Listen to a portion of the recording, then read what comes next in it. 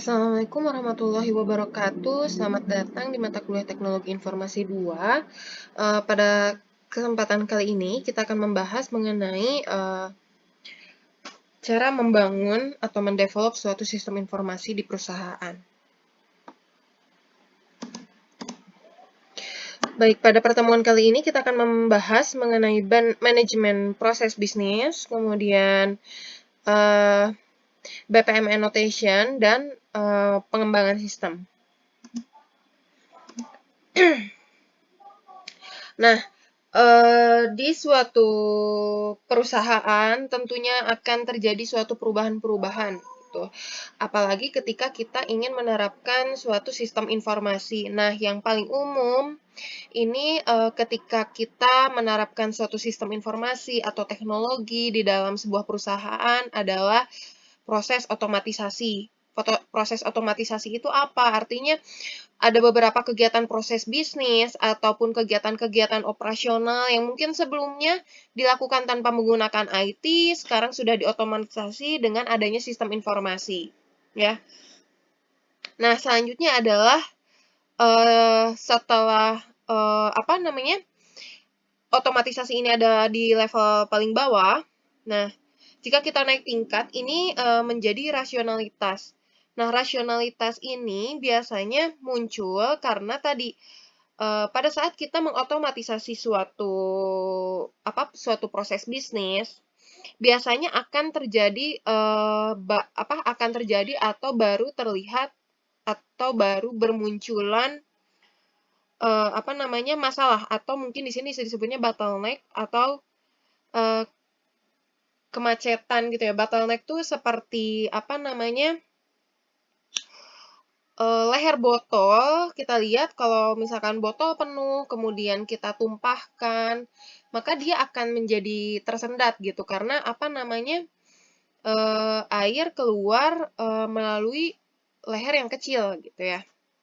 Begitu juga mungkin saat di jalanan gitu, kita menemukan jalanan yang begitu lebar, kemudian tiba-tiba jalanan itu menyempit.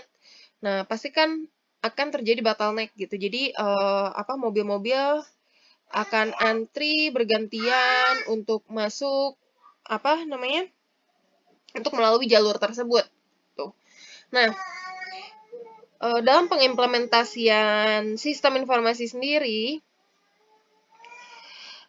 saat terjadi bottleneck tadi, maka harus ada rasionalisasi prosedur gitu, penelusuran prosedur-prosedur operasional gitu.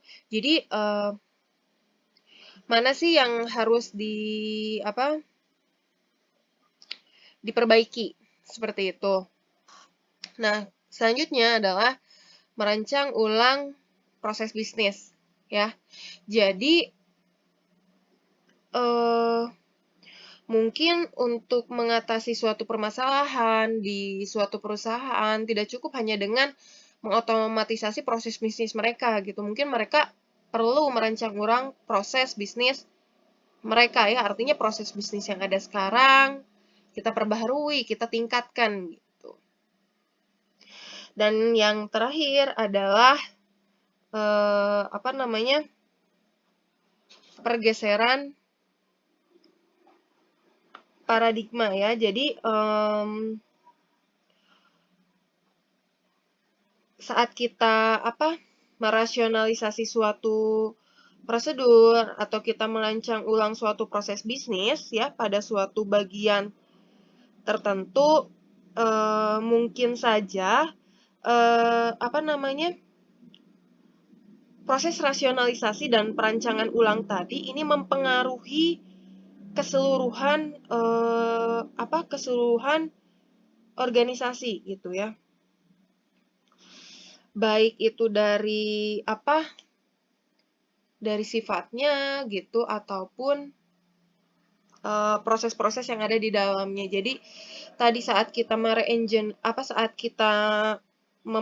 merancang ulang proses bisnis ya atau merasionalitas prosedur-prosedur yang sudah ada sebelumnya, ternyata ini malah merubah gitu paradigma dari si perusahaannya. Nah, ini dia kalau misalnya kita lihat di pada grafik ini. Jadi kalau lihatnya di sini pergeseran paradigma ini, dia memang return-nya ini kalau misalkan berdampak baik kepada perusahaannya juga ini besar, tapi perlu kita lihat juga dia risikonya sangat besar.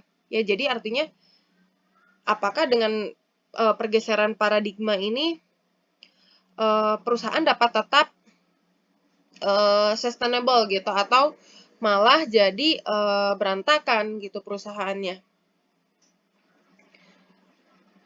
Ya, jadi tabel ini kita melihat bahwa semakin ke atas ini risikonya semakin tinggi. Jadi semakin tinggi risiko yang kita ambil juga akan berdampak kepada semakin tinggi manfaat yang akan kita dapatkan atau yang akan organisasi dapatkan. Nah, tadi kita sedikit membahas mengenai merancang ulang proses bisnis. Nah, di dalam proses redesign sendiri, kita mengenal ada yang disebut dengan manajemen proses bisnis atau sering kita dengar sebagai BPM atau Business Process Management. Nah, si Business Process Management ini adalah suatu tools ataupun metodologi untuk menganalisa si proses bisnis yang udah ada ya dan merancang yang baru gitu.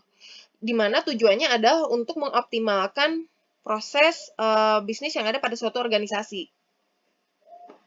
Ya, jadi BPMN ini adalah metodologi ya, tahapan-tahapan. Baik. Nah, menurut Loudon, proses pertama dalam bisnis proses manajemen adalah mengidentifikasi proses, ya. Mengidentifikasi proses. Nah, apa sih maksudnya mengidentifikasi proses? Nah, pada tahapan ini kan proses bisnis di dalam suatu perusahaan ini banyak banget ya. Kalau misalkan di universitas contohnya, proses bisnisnya ada apa aja? Tentu ada penerimaan mahasiswa baru, ada BDATM, pembayaran uang kuliah, proses pembelajaran, dan lain-lainnya. Sangat banyak sekali. Juga di perusahaan gitu, ada pemasaran, kemudian mungkin bagaimana cara mereka mengatur pengadaan barang mereka gitu ya. Dan masih banyak lagi gitu, penjualan dan lain-lainnya. Nah, saat kita ingin melakukan tadi yang disebut dengan manajemen proses bisnis, ya, kan kita mau memperbaiki proses bisnis yang ada nih sekarang. Nah, nggak bisa proses bisnis yang ada di seluruh organisasi ini kita perbaiki secara bersamaan, nggak mungkin gitu. Ya bisa jadi malah hancur gitu ya perusahaannya. Nah, kita perlu memilih salah satu gitu. Yang mana yang mau kita improve ya. Ya.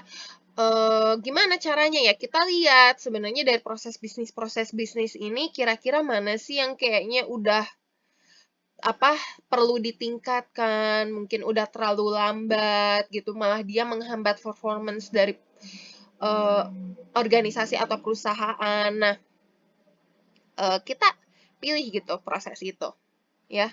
Nah, setelah kita memilih, misalkan kita mau milih proses produksi gitu ya, karena kita rasa kayak ini produksinya macet di mana-mana deh, ada bottleneck di mana-mana gitu. Ya udah kita perbaiki nih, kita improve. Nah, jadi setelah kita berhasil mengidentifikasi proses mana yang mau kita tingkatkan, nah selanjutnya adalah menganalisa proses yang telah ada. Tadi si proses penjualan ini, produksi ini tahapannya gimana ya? Saat memproduksi itu tahapannya apa aja sih gitu. Nah, itu dimodelkan dan didokumentasikan.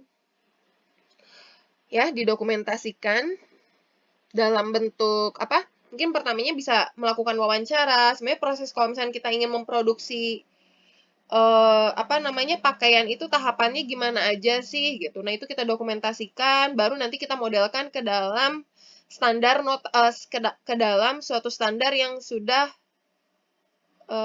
ke dalam suatu notasi yang sudah memiliki standar gitu ya. Misalkan di sini contohnya nanti kita jelaskan BPMN ya.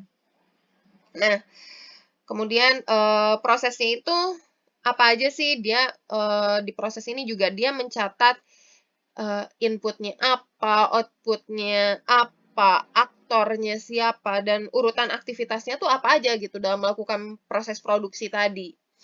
Nah, pada tahapan ini juga akan diidentifikasi langkah-langkah yang duplikat, ya, redundan. Kemudian tugas-tugas yang mungkin membutuhkan banyak sekali kertas, kemudian menimbulkan tadi bottleneck ataupun ketidakefisienan. Jadi kalau misalnya tadi kita bicaranya otomatisasi, ada bagian di suatu proses, misalkan pencatatannya ini dia masih dilakukan secara manual, gitu, belum terkomputerisasi. Nah, itu menjadi highlight gitu ya. Jadi bahwa proses ini harus di-improve gitu. Nah, selanjutnya tadi kita udah ngegambarin mendokumentasikan dari proses bisnis yang udah ada, atau biasa kita sebutnya ini as is proses bisnis gitu ya. Nah, selanjutnya kalau kita udah mengidentifikasi as is-nya, selanjutnya apa? Tentunya to be-nya. Jadi yang barunya nih mau kayak gimana gitu. Nah, ketika si proses bisnis yang ada ini telah dipetakan dan diukur dalam hal waktu dan biaya, maka si tim pengembangnya ini ya akan berusaha merancang ya merancang proses bisnis yang baru yang tujuannya untuk meningkatkan si proses bisnis yang telah ada sekarang gitu. Si current proses bisnisnya, si as is-nya ini ditingkatkan gitu. Ya apa tadi misalkan ini ada proses yang belum terkomputerisasi, oh kayaknya ini harus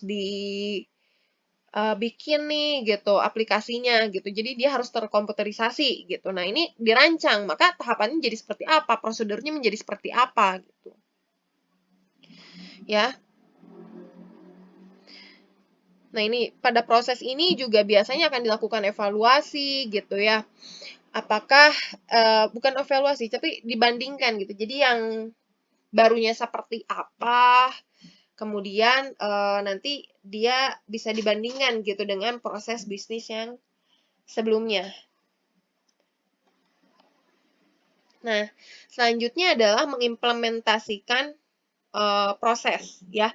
Jadi tadi setelah si proses bisnis to be-nya ini dirancang yang barunya ini, selanjutnya adalah diimplementasikan. Nah, saat diimplementasikan ini, maka perusahaan akan membuat atau menerjemahkan rangkaian proses bisnis yang ada yang baru itu menjadi rangkaian SOP ya, standar operasional yang lebih mudah dipahami gitu oleh karyawan atau oleh pegawai lah di dalam organisasi mereka. Nah, kalau misalkan improvement-nya adalah berupa pengimplementasian suatu sistem, maka ya di sini akan ada sistem informasi yang diluncurkan gitu. Apakah selalu melulu improvementnya ini berupa meluncurkan sistem informasi yang baru? Enggak selalu. Mungkin dari sistem informasi yang udah ada, itu bisa mereka perbaiki, ataukah misalkan sistem informasinya tetap sama, tapi langkah-langkahnya yang SOP-nya yang berubah gitu. Nah, selanjutnya setelah diimplementasikan, tentunya harus diukur secara terus-menerus, ya. Jadi ketika suatu proses telah diimplementasikan dan dioptimalkan, ya maka perlu diukur gitu, perlu dimonitor nih gitu. Apakah udah berjalan dengan baik? Apakah ada ada masalah atau enggak gitu. Kalau misalnya ada masalah ya diperbaiki lagi